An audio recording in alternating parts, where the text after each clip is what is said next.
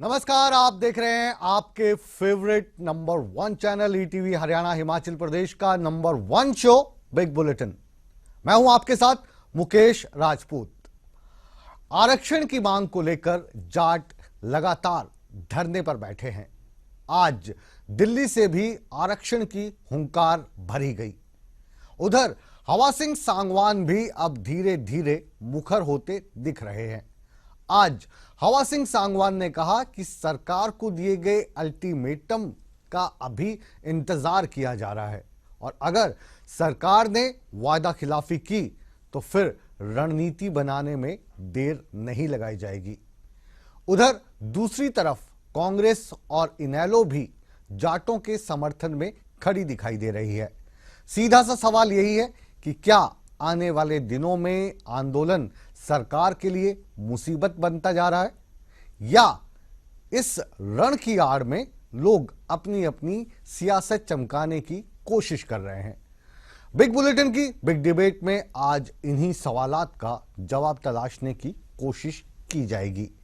लेकिन सबसे पहले देखिए हमारी एक खास रिपोर्ट और जानिए कि आज बिग बुलेटिन में एक बार फिर ये मौजू हमने आखिर रखा क्यों है।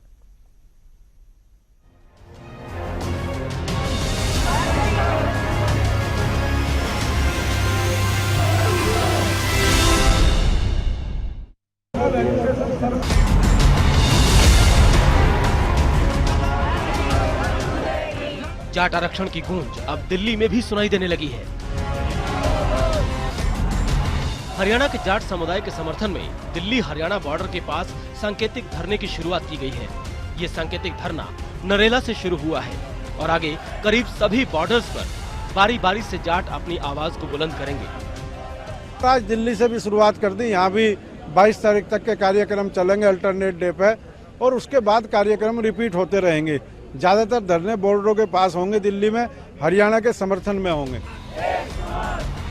इस मौके पर यशपाल मलिक ने चेतावनी दी कि अगर हरियाणा में आंदोलनकारियों के साथ जोर जबरदस्ती की गई तो दिल्ली बॉर्डर सील कर दिया जाएगा। जिस तरह से हम लोग अगर हमारे ऊपर हरियाणा में पहले की तरह अत्याचार होते हैं तो दिल्ली के बॉर्डर सील किए जा सके, इसलिए अपनी तैयारियों में लगे हुए हैं। उधर मलिक गुट के आंदोलन से दूरी बनाने वाले सांगवान गुट ने सरकार को 15 दिन का समय दिया है। इसके बाद आगे की रणनीति बनाई जाएगी।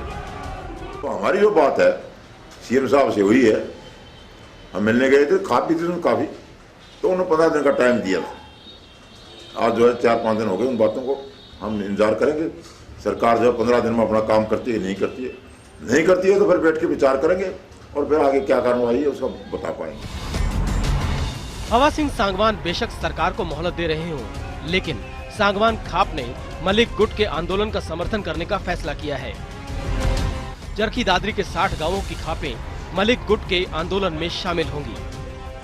हम जो 29 तारीख से जाट आरक्षण और जाट आरक्षण की और मांगों के लिए जो धरने चल रहे हैं उनके समर्थन के लिए जा रहे हैं। हमारे पूरे 40 खाप ने, सांगवान खाप ने इसका समर्थन दिया है। कुल मिलाकर आंदोलन को लेकर जाट समुदाय में अलगाव दिख रहा है और कहीं ऐसा ना हो कि पिछली बार की तरह बिखराव हो जाए। ईटीवी न्यूज के लिए दिल्ली से निरंजन सिंह के साथ ब्यूरो रिपोर्ट।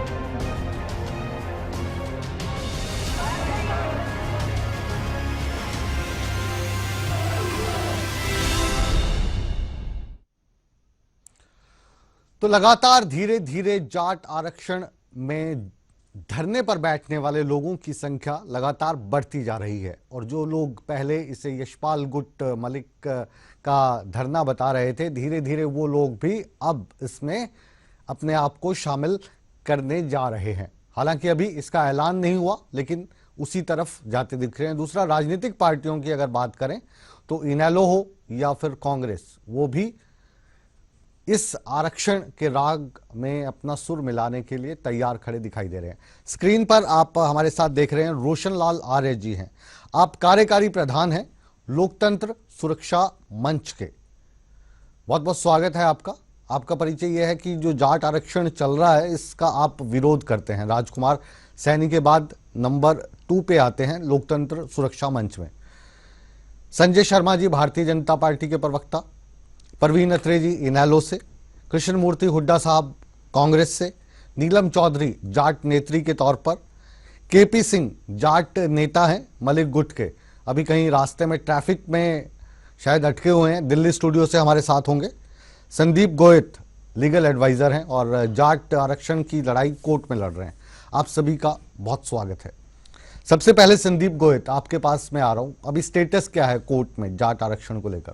मुकेश जी, जाट आरक्षण को लेकर 6 तारीख को हाई कोर्ट में पैरवी होनी है। उस पे गैर जाट संगठनों की तरफ से एक एप्लीकेशन दी गई थी जिसमें केस को 2 जजों की खंडपीठ से ट्रांसफर करके किसी दूसरे जज को ट्रांसफर की जाए। उसके ऊपर लेकर खंडपीठ ने बहुत ही स्ट्रिक्ट व्यू लिया और उन्होंने यही कहा कि हम बीइंग जज सिख होते हुए अगर आज आपको हमारे ऊपर भरोसा नहीं है, उस दिन भरोसा आपने कैसे कर लिया जब हमने इसी रिजर्वेशन को स्टे किया था। आज आप स्टे आपके फेवर में है, जब हम डिसीजन की फाइनल स्टेज के ऊपर पहुंचे हुए हैं, जब फाइनली नियरेस्ट टू डिसीजन आने वाला है, आज आपने एक एप्लीकेशन मूव की है जिससे न्यायपालिका की कार्रवाई के ऊपर आपने आरोप लगाए, तो उस चीज से उनको एक स्ट्रिक्ट सा मैसेज दिया और नेक्स्ट डेट के ऊपर 6 तारीख के ऊपर आसान शब्दों में समझाइए, जो जाट भाई बहन हमारे गांव में प्रोग्राम को देख रहे हैं, जो नॉन जाट इस प्रोग्राम को देख रहे हैं, उनको समझ में आए। वकीलों की भाषा में नहीं, एक आम आदमी की भाषा में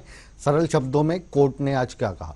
कोर्ट में 6 तारीख को मुकेश जी सुनवाई होनी है। 6 तारीख के ऊपर इस मुकदमे की फाइनल आर्गुमेंट चल रही है। 1-2 तारीखें शायद और लगेंगी, बस जल्दी ही डिसीजन आने वाला है। नीलम जी, जल्दी ही डिसीजन आने वाला है, क्या डिसीजन आएगा?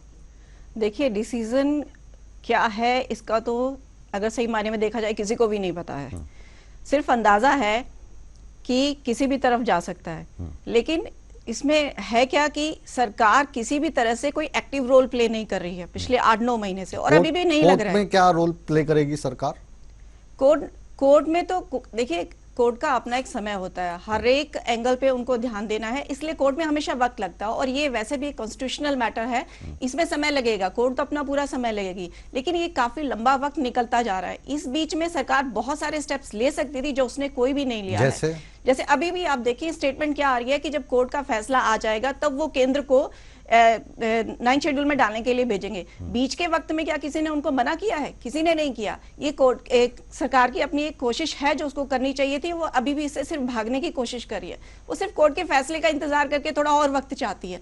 और इस बीच में जो जाट हैं उनको इंतजार, 1 साल बाद उन्होंने एक्ट बनाया, उसके बाद 1 साल से ये कोर्ट में पेंडिंग है, उसके बाद ये कब एक्टिव होगा, कब बेनिफिट मिलेगा, किसी को कुछ भी नहीं पता है। तो वो ये चाहते हैं कि संजय शर्मा जी, ये जो आरोप लगा दिया नीलम चौधरी ने, जाट नेत्री हैं, खुद पेशे से वकील भी हैं, ये कह रही हैं कि 9th शेड्यूल के लिए तो आप यहाँ से एप्लीकेशन मूव कर सकते थे, तो वो एप्लीकेशन भी आपने मूव नहीं की, यानी नीयत है नहीं आपकी जाटों को आरक्षण देने की? नहीं, ये वरिष्ठ वकील हैं राजपूत जी, इनको ये भी ध्यान में होगा कि जब कोई मामला कोर्ट के अंदर स्टे हुआ हो, उस मामले को कैसे 9 शेड्यूल में डालने के लिए भेज सकते हैं? जब तक कोर्ट उसमें से अपनी स्टे वोकेट नहीं करेगा या कोई डिसीजन नहीं देगा, तब तक कैसे करें? क्योंकि कोर्ट ने कहा है कि इसको यही रहने दो, इसको लंबित रहने दो जब तक हम फैसला न कर दे। तो कोर्ट के फैसले के बाद ही हम कोई ले पाएंगे। अब ये क्या है, ये आंदोलन केवल जाट आरक्षण का आंदोलन ना रह करके एक राजनीतिक आंदोलन है, क्योंकि इसकी टाइमिंग देखिए आप, उत्तर प्रदेश के चुनावों को ध्यान में रख के उत्तर प्रदेश से नेता आकर के यहाँ पर जाट जो आम लोग हैं उनको भड़काता है। अब यहाँ के जो जाट नेता हैं वो मुख्यमंत्री से बात करते हैं, लेकिन वो आकर के बात भी नहीं करते, हालांकि उनको भी न्योता दिया जाता है। ये वाला जो डायलॉग था संजय जी, ये कल तक अच्छा लग रहा था, लेकिन कल जो मैक्सिमम जो खाप हैं उन्होंने समर्थन कर दिया कि हम इनके साथ हैं। उन्होंने ये समर्थन नहीं किया, उन्होंने ये कहा कि सरकार ने जो हमारे साथ वायदा किया, अगर उस वायदे पे सरकार पूरा नहीं उतरती तो हम इनके साथ होंगे। लेकिन सरकार अपने वायदे पे खरा उतरी। हमने कहा, उनकी जो डिमांड थी, मुख्य डिमांड 2 थी, उसमें एक नौकरियां देने की बात थी। सरकार ने कहा एप्लीकेशन दीजिए, और एप्लीकेशन देने के 15 दिन के अंदर अंदर सरकार उनके परिवार के जो विक्टिम्स हैं, उनके नेक्स्ट परिवार के व्यक्ति को नौकरी देगी। दूसरा उनका जो था कि जो जेलों में बंद अपराधी हैं, निरपराधी हैं, उनको छोड़ा जाए। सरकार ने उसके प्रति भी सहानुभूति विचार करने की बात कही है कि जो लोग जेल के अंदर, अब 79 लोग जेल के अंदर है, जिसमें से 66 में से 22 ने तो जमानत की भी अर्जी नहीं दी, 11 नॉन जाट हैं और 68 जाट हैं। 8 ने जमानत भरी और 3 ने वापस ले ली। 21 वो लोग हैं जो कैप्टन अभिमन्यु के घर पर आगजनी में संलिप्त हैं और वो केस सीबीआई में चल रहा है। उसको सरकार आज सीबीआई में केस होने के कारण से वापस नहीं ले सकती। और 11 लोग ऐसे हैं जिन्होंने जमानत नहीं भरी या जो बहुत ज्यादा संगीन अपराधी हैं, हत्या का, डकैती का मुकदमा उनके पास चल रहा है। तो ऐसे लोगों को सरकार कैसे माफ कर सकती है? लेकिन फिर भी कोई भी अगर निर्दोष है उसको कोई सजा नहीं दी जाएगी, लेकिन जो दोषी है उसको छोड़ा भी नहीं जाएगा। आखिर रोहतक के अंदर जो कुछ हुआ या अन्य जगह पर जो कुछ हुआ वो किसी ने तो किया है और वो किया हुआ दिखा है, तो उनके खिलाफ ऐसे तो नहीं किसी अपराधी को छोड़ दिया जाएगा। लेकिन जो निर्दोष हैं, जो ऐसे लोग हैं, उनको बिल्कुल कोई सजा भी नहीं दी जाएगी। जी, हमारे साथ रोशनलाल आर्य जी हैं। रोशनलाल आर्य जी पे तो अभी मुकदमा कुछ ताजा वापस आ रहे आपके पास नहीं, वो फिर छूट जाएगा उसका। आ रहे हैं सर, छूटेंगे कैसे? अभी तो चर्चा शुरू हुई है, अभी तो चर्चा शुरू हुई है। रोशनलाल आर्य जी, क्योंकि इसमें एक इम्पोर्टेंट रोल प्ले करते रहे हैं। रोशनलाल आर्य जी हो गए, दूसरे हमारे जो मित्र हैं राजकुमार सैनी साहब हो गए।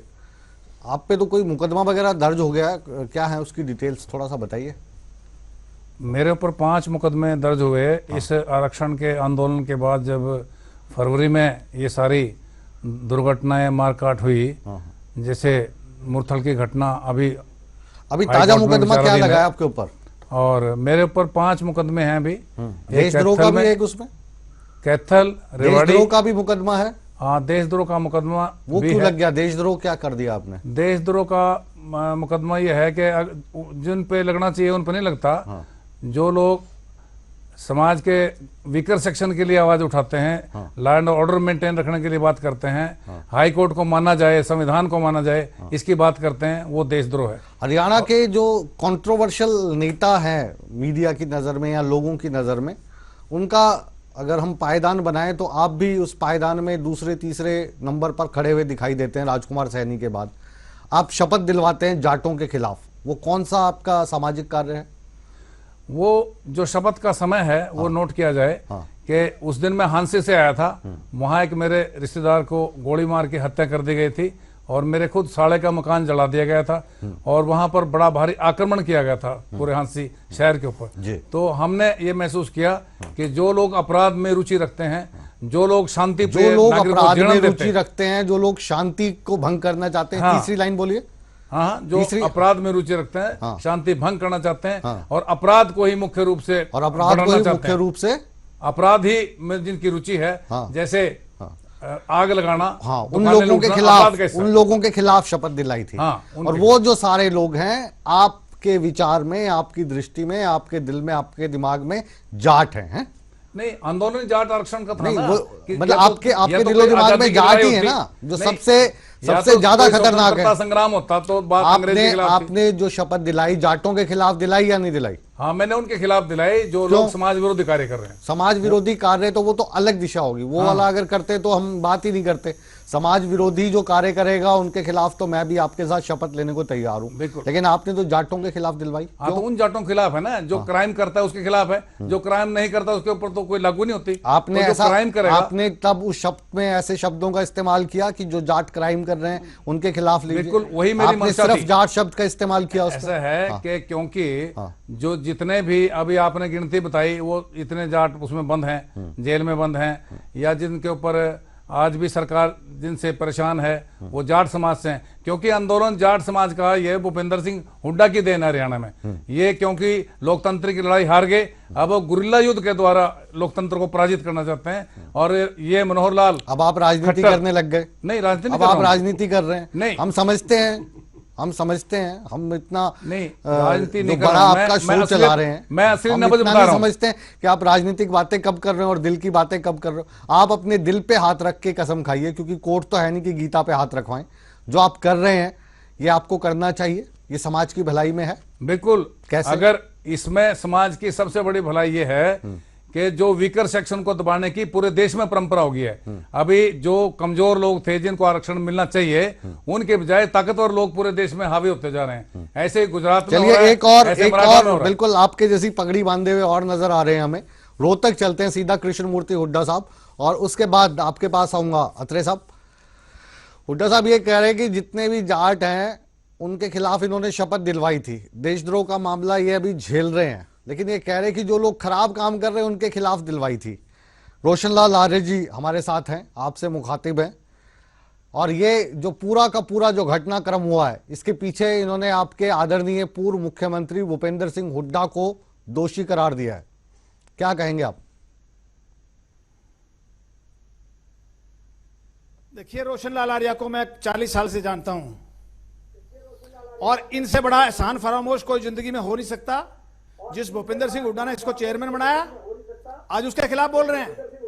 भूपेंद्र सिंह हुड्डा का कोई रोल नहीं रहा पूरे जाट आरक्षण के मामले में। भूपेंद्र सिंह हुड्डा को फंसाने की लाखों कोशिश की, चेयरमैन वाला क्यों याद करवा दिया लेकिन आपने? भूपेंद्र सिंह हुड्डा के ऊपर कोई मुकदमा नहीं बन पाया। याद करा दिया कि एहसान फरामोश आदमी है, मैं जानता हूं इस आदमी को, इसकी क्या हैसियत है ये भी जानता हूं मैं इसको। नहीं, एहसान ये मेरे इनकी साथ योग्यता के हिसाब छात्र से आंदोलन बनाया से मेरे होगा, साथ रहा है। नेता हैं ये भी मुझे बड़े, इसके बारे में पूरा मतलब पता इसका है। मतलब ये हुआ कि हुड्डा साहब जिसको चेयरमैन बनाते हैं या योग्यता मंत्री है? बनाते हैं उनके अरे ऊपर मैंने एहसान तो- करते हैं, मैंने उनकी तो- योग्यता का ध्यान नहीं रखते क्या? भाई साहब, सुबह से शाम मतलब तक उनकी भूपेंद्र तारीफ सिंह करते हुड्डा रहिए। उसी आदमी को चेयरमैन जिस समय बनाते उनकी थे सरकार जो उनके थी, एहसान और जब मानने, तक चेयरमैन रहे, जब तक अभी तारीफ एहसान करते नहीं रहे। मान रहे तो एहसान फरामोश हो चेयरमैन गया। हटाने के चेयरमैन बाद ये बनाना, इन्होंने मंत्री एकदम बनाना से एहसान फरामोश होता था कर क्या दिया। कांग्रेस में? एहसान फरामोश है, मैं इनके मुंह पे कह रहा हूं। देखिए, इन्होंने जब अरे साहब तक एहसान ये फरामोश कुर्सी पे कह रहे हैं रहे, आप, कृष्ण मूर्ति आज हुड्डा तक जी, आप किसी ने डायरेक्टली इनको इनको जवाब दे घास दीजिए। मुझे जवाब भूपेंद्र सिंह ऐसा है शरीफ कि आदमी था। मैं अपनी बात कहने की बजाय कृष्ण मूर्ति हुड्डा जी की बात कहना चाहता हूं। इन्होंने भूपेंद्र सिंह हुड्डा के बारे में प्रेस कॉन्फ्रेंस की, जब इनके लड़का पकड़ा गया, हुड्डा से इनका मुकाबला हुआ। इन्होंने कहा कि हुड्डा सबसे घटिया आदमी है इस देश का। ये हुड्डा के साथ बाद में आए, पहले उनसे पिटाई करवाई इन्होंने, और उसके बाद ये एहसान फरामोश की बात कहते हैं। मैं तो अपनी ताकत से आया था वहां से, दिल्ली से बन के, और भूपेंद्र सिंह हुड्डा को मुख्यमंत्री बनाने में मेरा हाथ है। मैंने पूरी ताकत लगाई, उसने मेरे पांव छुए भूपेंद्र सिंह हुड्डा ने। क्या आप बात करते हो? वहां स्टेज के ऊपर नटवर सिंह को रोक के मुझे बुलाया गया, मेरा अभिनंदन किया गया। अब उनको सुन लीजिए जी। हुड्डा साहब आप जारी रहिए। जैसे घटिया आदमी का पैंट कौन छुएगा? कोई पैर नहीं छुएगा तेरे। आवाज करो। क्या बात कर रहे हो? आवाज नहीं आ रही। आपके पैर कोई नहीं छुएगा। कौन? भूपेंद्र सिंह हुड्डा इनके पैर छुएगा? क्या बातें कर रहे हैं ये एहसान फरामोश है। और आज जो इस झगड़े की जड़ राजकुमार सैनी और रोशनलाल आर्या, ये दो आदमी झगड़े की जड़ हैं।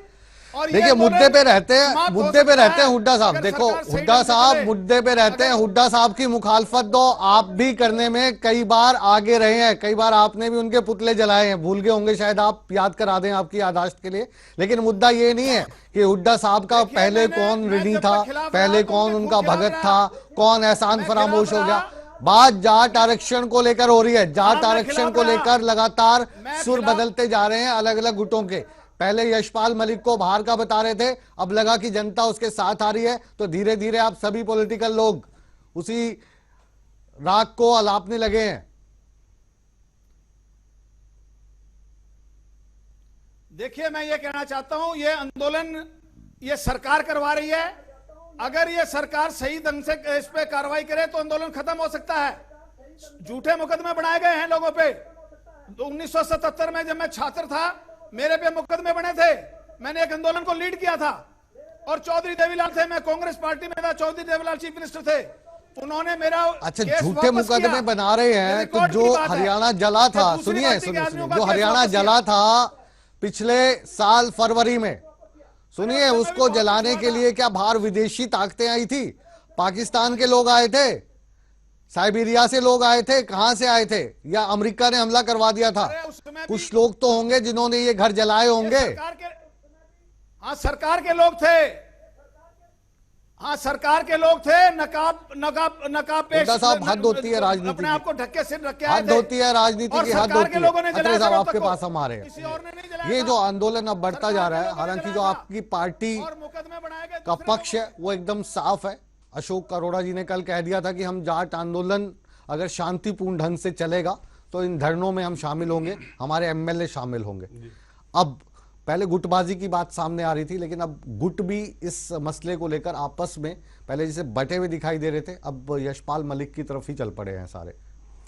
देखिए मुकेश जी, पहली बात तो ये है कि जहां तक गुटबाजी का सवाल है वो मुझे नहीं लगता, क्योंकि जाट समुदाय का एक अपना मामला है और जाट समुदाय इकट्ठा होकर उसके हक में धरने प्रदर्शन कर रहा है और वो लोकतांत्रिक हक भी है उनका और उनको करना भी चाहिए। और नहीं, मैं परवीन अत्रे जी, जैसे जो भी हम बात बोलते हैं उसका आधार होता है, उसमें लॉजिक आपके पास आधार होगा, आधार ये है कि पहले सोनीपत में खाप पंचायतें सम्मेलन करती हैं, वहां पे ये कहा जाता है कि जो मलिक हैं, यशपाल मलिक यूपी से आए हैं, हरियाणा के भोले भाले लोगों को बेवकूफ बनाकर आंदोलन के नाम पे अपनी राजनीति चमकाना चाहते हैं। क्यों नीलम जी, ठीक कह रहा हूँ?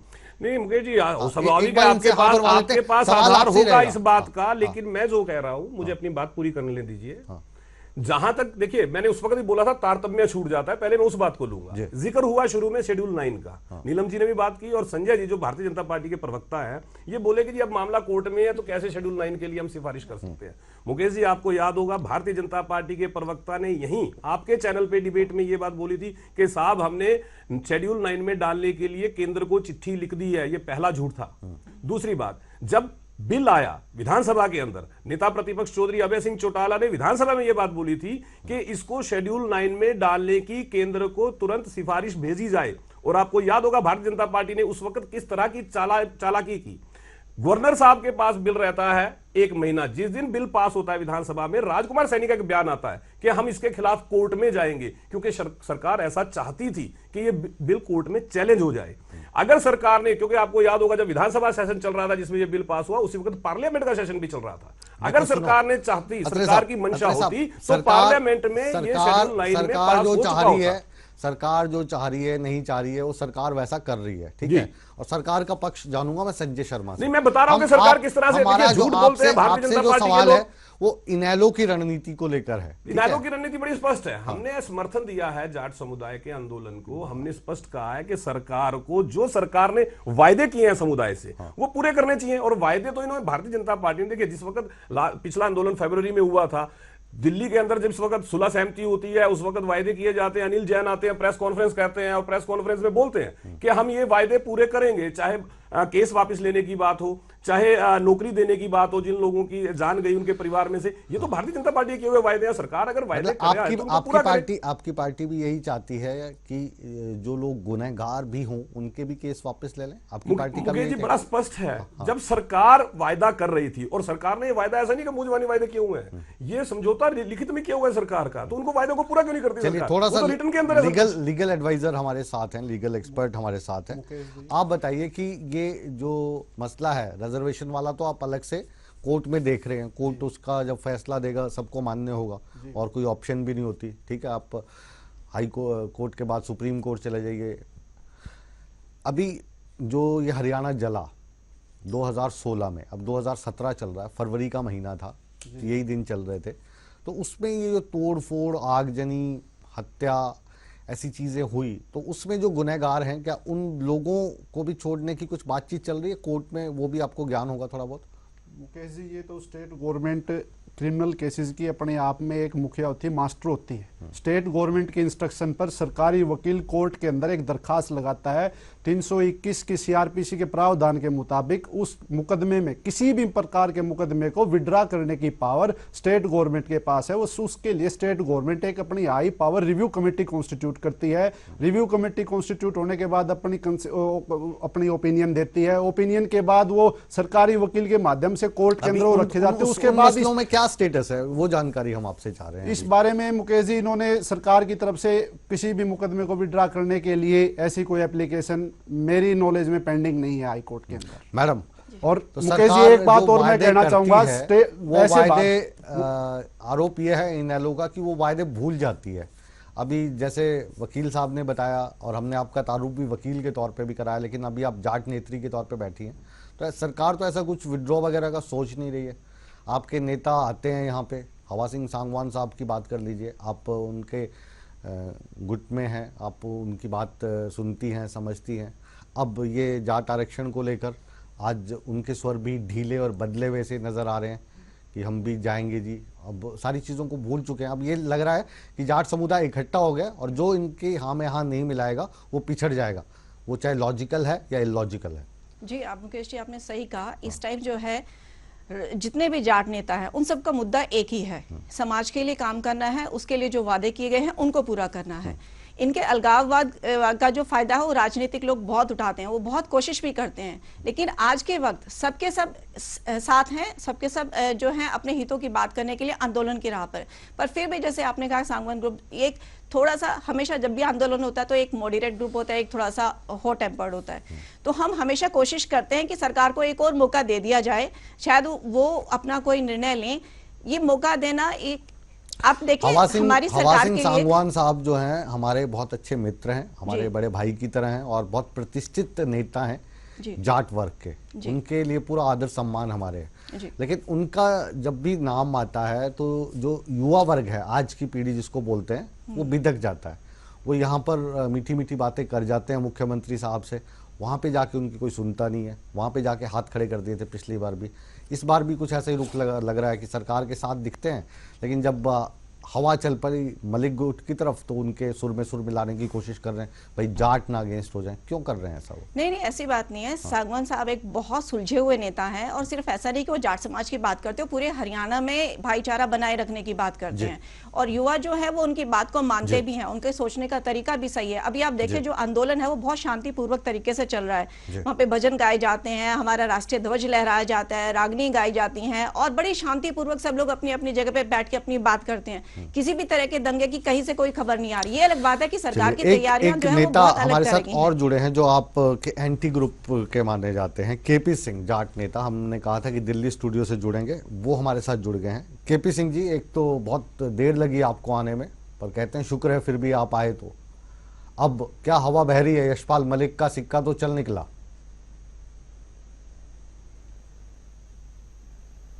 देखिए, सिक्का नहीं, कोई भी आदमी जो समाज के हित में काम करेगा समाज उसको स्वीकार करेगा। समाज और जो समाज के लिए जयचंद का काम करेगा कभी ना कभी समाज उसको ठुकरा देगा। यशपाल मलिक वो हैं जिन्होंने हमारे समाज को जम्मू कश्मीर से लेकर के और गुजरात तक एक जोड़ा है। आज हरियाणा का ही जाट में अभी सुन रहा था कि गुट, हमारे यहाँ कोई गुट नहीं है, कुछ लोग होते हैं। यशपाल मलिक ही वो नेता है, यशपाल मलिक ही वो नेता है। सुनिए केपी सिंह जी, सुन लीजिए। हम जानते हैं आजकल आप बहुत बड़ी बड़ी सभाओं को संबोधित कर रहे हैं, लेकिन ये परिचर्चा का मंच है तो सवाल जवाब छोटे छोटे होंगे तो मजा आएगा। लेकिन यशपाल मलिक की वो भी हमारे बहुत अच्छे दोस्त हैं, जैसे हवा सिंह सांगवान है वैसे मलिक साहब भी हमारे दोस्त हैं। लेकिन उन पे आरोप ये लगता है कि वो आंदोलन को हवा देने के लिए आते हैं, लोगों को आंदोलन पे बिठाते हैं और फिर खुद निकल जाते हैं कि मुझे यूपी में आंदोलन करना है। 2011 में ऐसा ही हुआ, उसके बाद अभी जो पिछला आंदोलन हुआ तब साहब मुंबई चले गए। विश्वास जो है पूरी कम्युनिटी का, खा पंचायतों का उनके ऊपर नहीं बन पा रहा है और यही वजह है कि इस विषय को लेकर परिचर्चा हो रही है। जाट आरक्षण को लेकर परिचर्चा नहीं हो रही है, जाटों की जो गुटबंदियां हैं, जो बटे हुए जाट समुदाय है उसको लेकर ये परिचर्चा हो रही है। तो एक गुट में केपी सिंह बैठे हैं, यशपाल मलिक का आप पक्ष रख रहे हैं, दूसरी तरफ नीलम चौधरी बैठी हैं, ये हवा सिंह का पक्ष रख रही हैं। तो ये जो चीज है ये क्यों आ गई आपकी कम्युनिटी में? आरक्षण तो दूर, आप एक दूसरे से आपस में ही तालमेल नहीं रख पा रहे हैं। देखिए, मैं उसी चीज के बारे में आपको बतला रहा था। हवा सिंह जी हमारे बुजुर्ग हैं, हमारे बड़े हैं, उनका अच्छा काम रहा है, सब कुछ है, परंतु पिछले 7 साल से अगर मैं 6 साल 7 साल की बात करूं तो वो कहां हैं? उन्होंने कितने धरने किए, कितने प्रदर्शन किए हैं, कहां पर उन्होंने आंदोलन किया है? सवाए जब हमारा आंदोलन आगे आता है और समाज के लोग आगे निकल के आते हैं, बैठते हैं, तो वहां जाकर के वो अलग से एक अपना गुट बनाने की कोशिश करते हैं। आज वो जाए बैठे ना धर्मों पे, आज समाज जल रहा है, उसकी अपनी मांगों के लिए वहां सर्दी में बैठा हुआ है। सागवान साहब जाए, आप उनको अपने साथ लाने की कोशिश क्यों नहीं करते? आप उनको साथ ले आइए ना, आपके मन में अगर उनके प्रति इतनी रिस्पेक्ट है तो आप उनको साथ में लेके क्यों नहीं चलते? जाट समुदाय के लिए तो कम से कम वही फायदे में रहेगा। नहीं, हम तो साथ लेकर के चले थे और साथ जो है, जब 2008 में मेरठ में एक बहुत बड़ी रैली हुई थी तो माननीय सागवान साहब को मैं अपनी गाड़ी में लेकर के वहां गया था मेरठ की रैली में। मगर जब कहीं किसी आदमी की कोई व्यक्तिगत जिज्ञासा पैदा हो जाती है तो वहां वो समाज से अलग हो जाता है। आज वो जाए ना, अगर उनको एक्सेप्ट करें, ये जो व्यक्तिगत स्वार्थ है इन्हीं के चलते जाट समुदाय बटा बटा सा नजर आ रहा है। जनता बेवकूफ पॉलिटिशियंस के माध्यम से बन रही है, जनता बेवकूफ समाज कोई नहीं बटा नेताओं हुआ, के कुछ लोग माध्यम से होते बन हैं, रही हमेशा होते है। हैं। और हमारा समाज एक है, इस समुदाय का हमारा समाज हल एक है, निकलने की पूरे बजाय जाट एक तमाशा सा बना लिया है। बहरहाल एक छोटा सा ब्रेक हम ले रहे हैं, ब्रेक के बाद वापस लौटेंगे। सवाल अभी और भी हैं, देखते रहिए बिग बुलेटिन।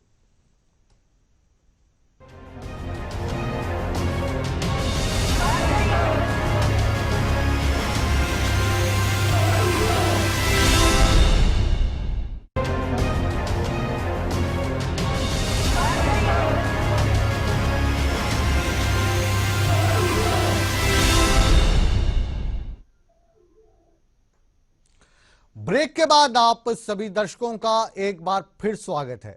आज एक बार फिर मुद्दा जाट आरक्षण को लेकर है। जाट भाई लगातार अपनी मांगों को लेकर धरने प्रदर्शन कर रहे हैं और धीरे धीरे अब दिल्ली की तरफ बढ़ते जा रहे हैं। कहना यह है कि अगर इनकी मांगों पर अमल नहीं किया गया तो दिल्ली को भी सील कर दिया जाएगा। मलिक गुट के हमारे साथ केपी सिंह हैं, दिल्ली से हमारे साथ जुड़े हैं। कितना दिल्ली का बॉर्डर कवर कर लिया जी, और क्या क्या इरादे हैं आगे फ्यूचर में?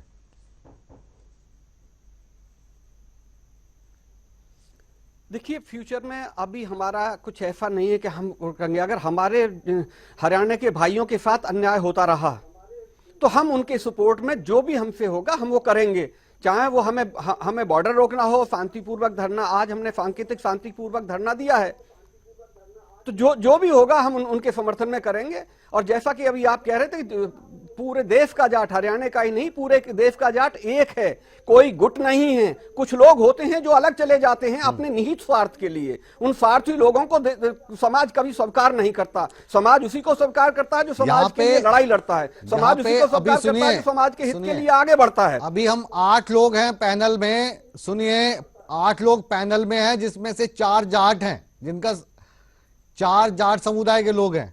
आप चारों के आपस में विचार नहीं मिलेंगे, आप पूरे देश की बात कर रहे हो। हाँ जी, नहीं तो हम सुनवा दे बारी बारी। ये एक डिबेट है, ये एक डिबेट है, और इसमें पक्ष विपक्ष दोनों होते हैं, पक्ष विपक्ष दोनों होते हैं। तो इसको आप कह रहे हैं कि आरक्षण की मांग को लेकर, कि हमारे विचार एक नहीं होंगे। हितों की मांग को लेकर अगर कोई आंदोलन हो रहा है तो उसमें भी डिबेट है, डिबेट करनी पड़ रही है, उसमें एक राय नहीं है। यही तो नेतागिरी की कमी है, नेता ही कोई नहीं है।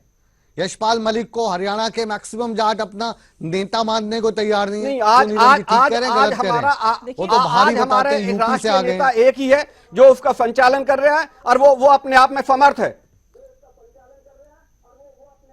हमारा तो नेता आप कह रहे हैं ना, अभी नीलम चौधरी को सुन लीजिए, वो क्या कह रही है। वो भी जाट है। कल तो हम डिस्कशन कर रहे थे कि असली जाट कौन है, नकली जाट कौन है। तो एक साहब बोल रहे थे यशपाल मलिक के जो फॉलोअर्स हैं वो असली जाट है, बाकी नकली जाट है। आंदोलन में कहां पे और कैसे हुआ था?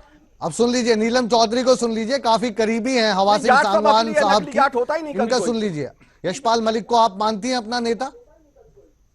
जी देखिए, ये सवाल किसी को नेता मानने ना मानने का नहीं है। सबके सब लोग मुद्दों पर एक हैं। हाँ, उनका आंदोलन करने का तरीका थोड़ा बहुत अलग हो सकता है, लेकिन सबके सब लोग जो है अपनी कम्युनिटी के लिए खड़े हैं, उसके लिए काम कर रहे हैं, उसके लिए आंदोलन कर रहे हैं। आंदोलन करने का तरीका थोड़ा सा फर्क हो सकता है, लेकिन सबके सब एक हैं। उनको कोशिश की जाती है कि वो अलगाववादी थोड़ा सा अलग अलग से दे, लेकिन वो किसी भी तरह से कोई भी नेता अलग नहीं है। आपको सिर्फ वो इकट्ठे नजर नहीं आते। एक गुट कह रहा है, सुनिए, एक गुट कह रहा है कि मामला अभी कोर्ट में है, बैठ के कोई फायदा नहीं है।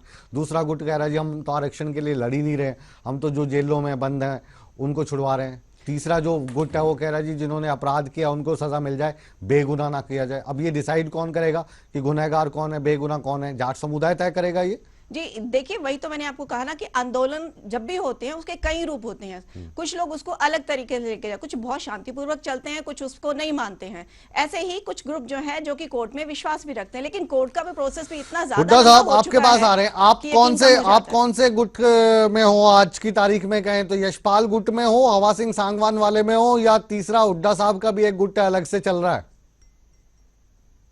कैप्टन अभिमन्यु के गुट में तो हो नहीं सकते आप, धनखड़ साहब के भी नहीं हो सकते। बार बार यही आपसे निवेदन कर रहा हूं मुकेश जी कि यहाँ पर कोई गुट नहीं है। कृष्ण मूर्ति हुड्डा साहब से सवाल है। नहीं है, एक ही लीडरशिप में वे पूरे देश में हम तो ये कह रहे हैं कि पिछली बार इतना बड़ा आंदोलन हुआ, पूरा हरियाणा जला दिया, उसमें नेता ही कोई नहीं दिखा, उसमें नेता ही नहीं दिखाई दिया आपका कोई, कि कोई नेता है, फेस ही नहीं था कोई आंदोलन का। यहाँ पे 125 लोग आते थे, चाय नाश्ता करते थे, लड्डू खाते थे, वापस चले जाते थे, दूसरी तरफ गोलियां चल रही होती थी, हरियाणा जल रहा होता था। कृष्ण मूर्ति हुड्डा साहब, आपका नेता कौन है आज जाट समुदाय का?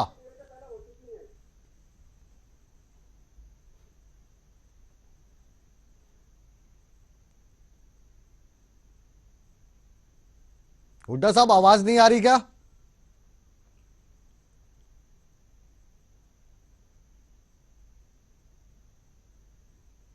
जी, आपके पास आ रहे हैं वकील साहब।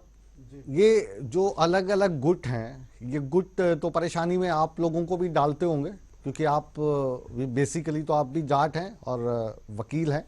तो कोई कहता होगा इसको न्यू कर ले और कोई कहता होगा न्यू कर ले, होता फिर कुछ नहीं है। मुकेश जी, हर इंसान चाहता है कि स्थितियों को अपनी तरफ बेहतर किया जाए। जिस प्रकार से डिमांड जाटों की है कि हमारे ऊपर दर्ज मुकदमे वापस किए जाएं, ये मांगे सरकार ने भी की थी और कानूनी प्रक्रिया में कहीं किसी प्रकार की अड़चन भी नहीं है। मैं खुद ये कहता हूं कि हिसार में जो मौजूदा सीपीएस हैं कमल गुप्ता जी, उनके खिलाफ एक मुकदमा दर्ज हुआ था, वो मुकदमा स्टेट गवर्नमेंट ने विड्रा भी कर लिया। तो मैं पहले आज भी कह रहा हूं कि स्टेट गवर्नमेंट 321 सीआरपीसी की पावर यूज करके, जिसमें यह कह रखा है कि कितनी भी प्रॉपर्टी डिस्ट्रक्ट हुई हो, डैमेज हुई हो, नुकसान हुआ हो, उस सूरत में भी कितना ही गंभीर अपराध हो, पब्लिक पीस को मेंटेन करने की नीयत से स्टेट गवर्नमेंट अपनी एक हाई पावर कमेटी बिठा के अपने मुकदमों को वापस लेने की राय सरकारी वकील को दे सकती है। सरकारी वकील उसके बाद अपनी कोर्ट में वापस कर सकते हैं। इससे इसके अलावा इस हिंदुस्तान के अंदर टाडा के मुकदमे भी वापस हुए हैं। करतार सिंह बनाम स्टेट ऑफ पंजाब का मुकदमा हुआ, या फिर एक मुकदमा और था, मैं आपको शिवानंद पासवान बनाम स्टेट ऑफ बिहार। निकलते हैं हर जो दूसरा गुट है जो अलग ही अपनी डपली लेकर अपना राग गा रहा है, रोशन लाल आर्य साहब, राजकुमार सैनी साहब, आप लोगों को भी राजनीति चमकाने का सुअवसर मिला इस जाट आंदोलन के दौरान। राजकुमार सैनी भी बड़े नेता बन बैठे ओबीसी के, आप भी उनके पद चिन्हों पर चल पड़े, शपथ दिलवाने लगे। राजनीति चमकाने का अच्छा अवसर है, जाट भाइयों के साथ साथ आप लोगों को भी मौका मिला। आरक्षण मिले ना मिले इससे फर्क नहीं पड़ता, लेकिन आंदोलन जितना लंबा खिंचेगा उतना ज़्यादा राजकुमार सैनी हों, रोशन लाल आर्य हों, हमारे मलिक साहब हों, सांगवान साहब हों, और जितने भी नेता जो अपनी नेतागिरी चमका रहे हैं छोटे मोटे लेवल पे, वो चमकती रहेगी। ठीक कह रहा हूँ सर? मुकेश जी, मैं बात कहना चाहता हूँ कि हम नेतागिरी चमकाने की इसमें कोई बात नहीं है। जब इमरजेंसी लगी थी, मैं जयप्रकाश नारायण जी को हरियाणा में लेके आया, 19 महीने हम जेल में रहे। जहां भी कहीं जाति होती है उनके खिलाफ आवाज उठाते हैं। उसके बाद मैं कहना चाहता हूँ, दो सुर्खियां बटोरने का जो मौका होता है ना, वो नेताओं से छूट जाए तो नहीं, ये आपकी अपनी टिप्पणी है। हाँ। आप भी विद्वान व्यक्ति हैं और सब दुनिया को जानते हैं। हाँ। मैं ये कहना चाहता हूँ कि 9th शेड्यूल की बात कही, उसमें डालने की कोई आवश्यकता नहीं है और ना मुकदमे वापस लेने की आवश्यकता है। इससे क्या होगा कि अपराध की एक नर्सरी बन जाएगा हरियाणा, और अपराध को एक उद्योग का दर्जा मिल जाएगा। लोग बजाय टेक्निकल एजुकेशन लेने के मार काट के कोच रखेंगे, मारो काटो 10 लाख रुपए मिलेगा, नौकरी मिलेगी। अच्छा, तो गलत बात है। सुनिए, शांति प्रियता जो हमारा देश है इसमें आरक्षण का प्रावधान है। शेड्यूल कास्ट को मिला हुआ है, सुन लीजिए, शेड्यूल कास्ट को मिला हुआ है, शेड्यूल ट्राइब को मिला हुआ है, ओबीसी को मिला हुआ है, और इन भाइयों को भी मिल गया था, तो दोबारा से मांग कर रहे हैं। तो आपको इसमें क्या तकलीफ है? मुझे ये तकलीफ है कि इसके पात्र नहीं है। क्यों? चौधरी चरण सिंह इनके सबसे बड़ा नेता थे, प्रधानमंत्री थे, उन्होंने भी इस बात का विरोध किया कि जाटों को आरक्षण बिल्कुल नहीं मिलना चाहिए। दूसरी बात यह कि भारतीय संविधान की धारा 16 में ये लिखा हुआ है कि जो भी झूठ बोल रहे हैं, एकदम झूठ बोल रहे हैं। किसी ने इस तरह का विरोध नहीं किया। 1993 में जब आरक्षण ओबीसी का आरक्षण लागू हुआ था, हम ओबीसी की लिस्ट में थे और हमें जो जातीय और राजनीतिक व्यवस्था के कारण हमें उसे अलग रखा गया। एक रेजिमेंट है। सुन लीजिए, आपके पास आएंगे सिंह साहब, केपी सिंह आपके पास आएंगे, सुन लीजिए। लोग लेना चाहते हैं। हाँ, ये मैं कहना चाहता हूँ कि अपनी ताकत इनको ज्यादा मिल गई है, इसलिए इसके उनको चाहिए कि अपने हक को समझ लें। ये ऐसा है ना, देखिए इसमें इस वाले मसले पर आप भी बहुत बार बैकफुट पे आए। जो आपके नेता हैं राजकुमार सैनी साहब, हमारे परम मित्र, वो भी पहले ऐसे बोलते थे कि जाटों को आरक्षण नहीं देंगे, लेकिन जब जाटों ने खाट खड़ी की हरियाणा की, तो उसके बाद कहते थे कि हमारे ओबीसी वाले में से मत दो, वैसे दे दो इनको। सुर बदलते रहते हैं, समय के हिसाब कोर्ट से को क्यों नहीं मानते? बदलते क्या हैं। बात होगी? 5 जातियां और भी तो है मुकेश जी जो मान रही है कोर्ट को, ये तो भी मांग रही है, तो मांग रही है, मांगने का हक सबको है ना। नहीं, इस सड़क पे गोली मार के कल को बसें हो जला के, सकता है, कल ये को गलत पंडित बात। मांगे, अत्रे साहब आपके साथ बैठे ये मांगे, राजपूत समुदाय मांगने लगे कि हमें भी चाहिए जी, गरीबों को 2 आरक्षण, तो आप उनको भी मना करेंगे या भाई तो एक परफॉर्मा कोई भी बना हुआ मांग है सकता है ना। संविधान तो के लिए। आपको किसने साझेदार बनाया कि आप इनको रोकें? सवाल है हाँ। रोशनलाल आर्या जी ने हाँ, जो इनकी वीडियो आई थी, ऑडियो आई थी, वो मैंने भी सुनी थी, और कोई भी सभ्य व्यक्ति मेरे ख्याल वैसे शब्दों का प्रयोग नहीं करता। जी, जी। इन्होंने क्या कहा अभी कि जी मेरे वहां फला आदमी को गोली मार दी थी, मेरे रिश्तेदार को, और मैंने उसके गुस्से के बदला अंदर लेंगे, ऐसे कानून ऑडियो जो है अपने हाथ जारी में किया। लेंगे। क्या आपको कानून पे विश्वास नहीं था? क्या आपको अपनी सरकार पे विश्वास नहीं था? आपने एक वर्ग विशेष के बारे में जिस तरह की बातें उस वीडियो ऑडियो में बोली, मेरे ख्याल से कोई भी सभ्य आदमी इस तरह के शब्दों का किसी वर्ग विशेष के बारे में प्रयोग नहीं कर सकता। और अगर आप जिस बात का बहाना दे रहे हो तो आप उनके पास हुड्डा साहब से एक बार राय ले लेते हैं। रोहतक से, रोहतक में क्या हालात हैं हुड्डा साहब इस वक्त? एक अत्रे साहब आर्य साहब एक ऐसे करते होंगे रोशनलाल आर्या जी, अपने शब्दों को संभाल कर आप ये है आप किससे बात कर रहे हो? दलाली वाले शब्द मेरे लिए प्रयोग मत करना। ये जो बात एक है ऐसे बिल्कुल शब्दों गलत का बात है। चयन ना करें आप दोनों से। अपना सुन लीजिए, अपने पास संभाल के रखो। नहीं, नहीं। आप जैसे बोलते हैं तो आप देखें जिस जो पार्टी अत्रे को साहब प्रस्ताव नहीं, बिगाड़ते हैं। आप बिग बुलेटिन के बिग डिबेट में है, ये कोई पर्सनल झगड़ा नहीं हो रहा। यहाँ पे दोबारा बहुत इस आग शब्दों का लगाई। सोच समझ के प्रयोग करना। बहुत- आप जैसे नेता बड़े देखे मैंने हुड्डा साहब, आप वर्ग विशेष के बारे में इतने गलत हुड्डा साहब ये बताइए कि इस आप वक्त वर्ग विशेष रोहतक की में कुछ क्या नहीं हालात कर हैं? सकते। रोहतक में क्या हालात हैं जाट आरक्षण को लेकर? वहां पे कितने धड़े हैं और वो क्या चाहते हैं जाट भाई बहन जो हैं? किसके साथ जाएं, किसकी मुखालफत करें, किसके हक में नारे बुलंद करें? किसको ये क्रेडिट मिले कि जाटों को आरक्षण दिलवाने वाला सबसे बड़ा ये नेता है? हुड्डा साहब आपसे सवाल है। हुड्डा साहब से आज थोड़ा सा तकनीकी कारणों से संपर्क नहीं हो पा रहा, जैसे ही जुड़ेंगे वापस इनकी राय लेंगे। और गर्मा गर्मी डिबेट में होती है, पर्सनल ना हो एक दूसरे के साथ। जिस तरह के शब्द प्रयोग संजय- कर रहे हैं, अरे आपने वीडियो में संजय ऐसी बातें बोली, अब आप यहाँ बैठ के बोल रहे हैं, आपको संजय किसने बना दिया नेता संजय जी। 35 बिरादरी का? ये जो बिल्कुल, सरकार बनाया लोगों ने, बिरादरी से हूं, हमारी- मैंने तो नेता नहीं बना। आपके पूरे नेता जनरल नहीं कर सकते, आप और आप हमारे इस पीछे तरह की लोग भाषा हैं। प्रयोग करते हो। उसके हम लिए सच्चाई के लिए लड़ रहे हैं। आने वाला समय है, हम मुश्किलात सच्चाई के लिए लड़ पैदा रहे हैं। कर सकता है। हालांकि काफी प्रिकॉशंस आप लोग ले रहे हैं तोड़ इस दिया बार। ना, आग लगाई पिछली बार की सरकार तुलना आपकी है में साहब, सरकार तो पुलिस आपकी है ना। फोर्स, सीआरपीएफ, पैरामिलिट्री फोर्सेस आपने लगा दिए, कई कंपनियां बुला ली हैं, लेकिन अपनों पे गोली चलाना, अपनों पे लाठियां चलाना, पिछली बार भी मुश्किल हालात थे, इस बार भी काफी मुश्किल हालात हो गए। क्या कर रही है आपकी सरकार? हालात बिगड़ने का इंतजार? नहीं मुकेश जी, देखिए सरकार की ये जिम्मेवारी होती है कि देश और प्रदेश के लोगों के जान माल की सुरक्षा करे। अब जो पिछला आंदोलन हुआ उसमें कुछ जो असामाजिक तत्व इस आंदोलन की आड़ के अंदर जिन्होंने ये नंगा नाच खेला, सरकार नहीं चाहती वो लोग धरना प्रदर्शन करने का हर किसी को अधिकार है, हर किसी को अपनी शांतिप्रिय बात कहने का अधिकार है। लेकिन अगर जसिया जैसे धरने के ऊपर पवन और सोमवीर जैसे अपराधी तत्व उसका नेतृत्व करेंगे तो सरकार को देखना पड़ेगा कि वो जाट नेतृत्व जिसने जो शौर्य के लिए जो प्रसिद्ध है, जो देशभक्ति के लिए प्रसिद्ध है, जो दूसरों पर दया करने के लिए प्रसिद्ध है, लेकिन अगर इस तरह के लोग ऐसे धरनों का नेतृत्व करेंगे तो कानून व्यवस्था भी कहीं ना कहीं खराब हो सकती है, क्योंकि वो अपराधी लोग हैं। तो उसको लोगों की जान माल की सुरक्षा करना ये सरकार का अधिकार है। अब ये वाला जो आपका आरोप है सलाखों पे, बिल्कुल आरोप है, क्योंकि पिछली बार भी क्या हुआ, जिनका आप नाम ले रहे हैं आपके हिसाब से बड़े अपराधी हैं, लेकिन और अपराधियों वो की संख्या, क्षेत्र कर रहे हैं। अपराधियों वो की जसिया संख्या, के अंदर धरने का अपराधियों नेतृत्व की कर रहे हैं। संख्या संजय जी हमारी संसद में भी तो कम नहीं है। मैं बात कर रहा हूं वो भी तो आंदोलन आप की, मैं लोगों संसद का की बात नहीं नेतृत्व कर रहे हैं, हमारे मैं देश का आंदोलन की नेतृत्व बात कर रहे रहा हैं। हूं। संसद के अंदर जो लोग बैठते हैं हाँ। वो देश की नीतियों को बनाते हैं, देश के अंदर वहां पे कानून क्या ठीक बने है, इसके बारे में वहां बात के करते हैं। अपराधी लेकिन ठीक है, जो आंदोलन हो रहा है, वहां देखिए, के अपराधी ठीक है, वहां के अपराधी ठीक है। मैं जो कह रहा हूं कि रोहतक इस में अगर है तो वो आंदोलन की आड़ खराब में, है। देखिए आज क्या हो रहा है कि कुछ आप राजनीतिक भी- पार्टियां अपनी राजनीतिक रोटियां सेकना आप चाहती भी हैं। पाकिस्तान अब- वाली बात कर रहे हैं, अब गुड घोषणा कर दी टेररिज्म है और इन बैड लोगों ने, टेररिज्म, 4 वहां के तारीख के बाद अपराधी वो ठीक जमा कर बैठ है, जाएंगे। छोटे धर्मों पे अगर नेतृत्व करें तो खराब है, देश का नेतृत्व करें तो ठीक है। और इसका सीधा सीधा जाट आंदोलन की आड़ में जो राजनीति हो रही है, चाहे वो यशपाल मलिक उत्तर प्रदेश से आकर यहाँ पर कर रहे हैं, उन्होंने उत्तर प्रदेश में तो जाटों के लिए कुछ नहीं किया। तो वहां के जो दंगों के अंदर आपके जो बड़े बड़े नेता हैं, सुन लीजिए, उनके लिए तो आंदोलन सुन नहीं लीजिए, किया। आपके बड़े यहाँ पर आकर के हरियाणा के आपके बड़े बड़े बड़े भड़काने का नेता, प्रयास कर रहे हैं। आपके बड़े जब बड़े सरकार नेता ने- उनको आकर बुलाते हैं, उनके साथ मीटिंग करते हैं। आप यहाँ पे इस नहीं, डिबेट तो में जितना सरकार मर्जी का ये दायित्व बनता है ना आप कि उनको बातचीत यूपी का का रास्ता बता रहे हैं हमेशा खुला है। ना, जो जायज मांगे उनके बारे आपके में बात भाजपा के बड़े बड़े नेता, जो बड़े बड़े मंत्री हैं, पार्टी में ऊंचा कद है, वो उनको बुलाते हैं, बातचीत करते हैं। बताइए जरा इनको, केपी सिंह जी, कौन कौन से नेताओं से मुलाकात होती है? यशपाल मलिक की, भाजपा के जो बड़े नेता हैं, कौन कौन चाय पानी नाश्ता? देखिए, पहला तो हम जहाँ चाहते ये हैं कि कहते हैं बातचीत के रास्ते बाहरी, निकलें। अगर तो आप- सबसे आगे बड़े ना, बाहरी उनको उत्तर यूपी प्रदेश का के लिए क्यों मान रहे हो? माननीय इसलिए नरेंद्र बात मोदी जी बता रहे ने हैं, क्या हमको गुजरात से समझा रहे आकर हैं के उत्तर कि आपको प्रदेश लगे में उन्होंने किया जाट जितनी बोलने वाले लोगों को भड़काने में लगे हुए सुन हैं। लीजिए। दूसरा, हाँ,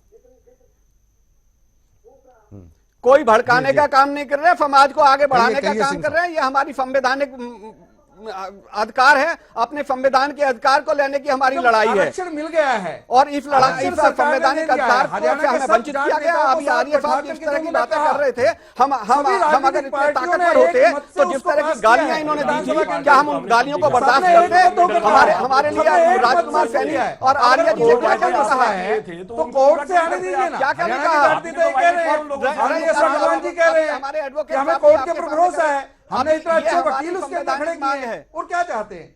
ये तो सीधा सीधा एक राजनीति सुन है। लीजिए। हम अब केवल आप- उत्तर संजय जी, प्रदेश संजय जी, में एक उत्तर मिनट, प्रदेश राजनीति को अतः जो हमारा एक आंदोलन मिनट, है, समय कम है हमारे पास, आरक्षण ऐसे मत की ओवरलैप है। मत कीजिए, हमारा समझ नहीं आंदोलन वो आता। है एक बार कि फिर जो से हम सरकार कोशिश ने कर रहे हैं, वायदे हुड्डा साहब किए के थे, पास पहुंचेंगे। 22 फरवरी, रोहतक, हुड्डा साहब, मैं आपसे ये जानना चाह रहा हूँ, टाइमिंग आपका क्यों आपका है? जाट आंदोलन का नेता कौन है? 18 जून हुड्डा साहब, रोहतक में आप बैठे हैं, आप किसको नेता मानते हैं?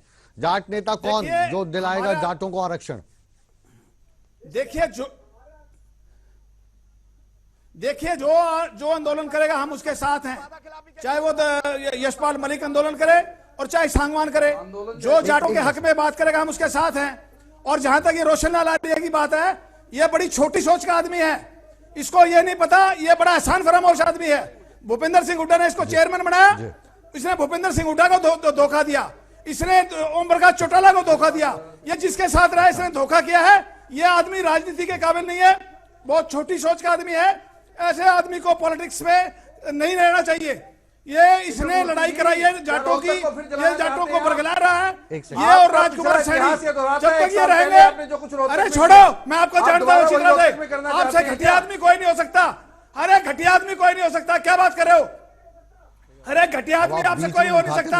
आपने तो सारा नाम खराब कर दिया। बात हो रही है, आप मैं जवाब आपको देना अच्छी तरह चाहेंगे? जानता हूँ, आप जिंदगी में दोबारा अरे कभी साहब, एमएलए नहीं बनोगे। आपका आपको ये कह रहे हैं कोई आप स्थान ठीक नहीं आदमी नहीं हो, है। राजनीति को आपको त्याग ही आपने देनी जो चाहिए। कुछ किया है वो आपको उसका खमियाजा क्या कहना भुगतना चाहेंगे पड़ेगा। हुड्डा साहब को वापस? आप ये चुप हो जाए फिर बोलूं? नहीं, ये चुप नहीं होते, आपको बोलना पड़ेगा, यहाँ से अपना माइक खुद लेना पड़ता है।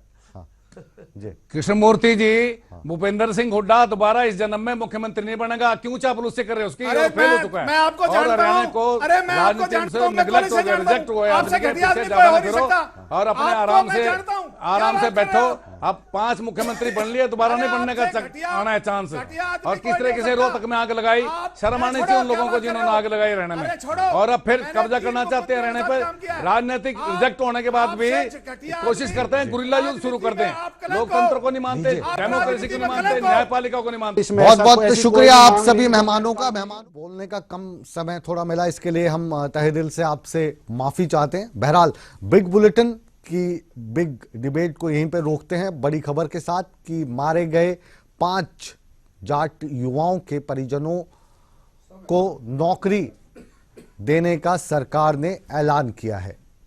बिग बुलेटिन को यहीं पर हम रोकते हैं, लेकिन आप कहीं मत जाइए, बने रहिए हमारे साथ, क्योंकि खबरों का सिलसिला हमेशा की तरह ईटीवी पर जारी है।